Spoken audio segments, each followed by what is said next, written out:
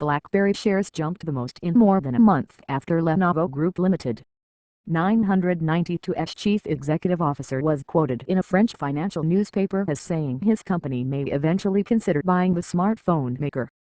Lenovo's Yang Yuan told Le Echoes that a deal with Waterloo, Ontario-based BlackBerry could possibly make sense, but first I need to analyze the market and understand what exactly the importance of this company is.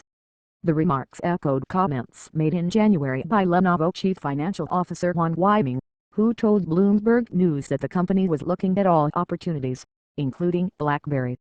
The Canadian smartphone maker began the review of its strategic options last year after losing market share to Apple Incorporated, AAPL and Samsung Electronics Company, raising speculation that it could be a takeover target. Shares of BlackBerry, formerly known as Research in Motion Limited, BB rose 9.7% to $14.32 at 12:30 p.m. in New York, the biggest intraday gain since February 5. The stock had climbed 10% this year before today. Any foreign bid for BlackBerry would need regulatory approval. The Canadian government automatically reviews all foreign takeovers of companies with asset values of more than $344,335 million to determine whether the transactions are of net benefit to the country. Not talking when asked in January about Wang's comments, BlackBerry CEO Thorsten Heinz said he didn't know why the Lenovo executive had made those remarks.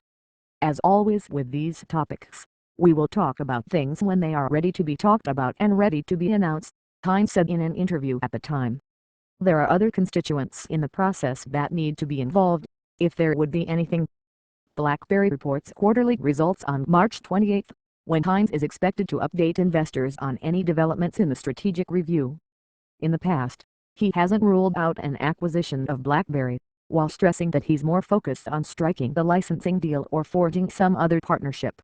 He said in January that he's potentially open to licensing the new BlackBerry 10 software, including 2 other handset makers, known as original equipment manufacturers, or OEMs.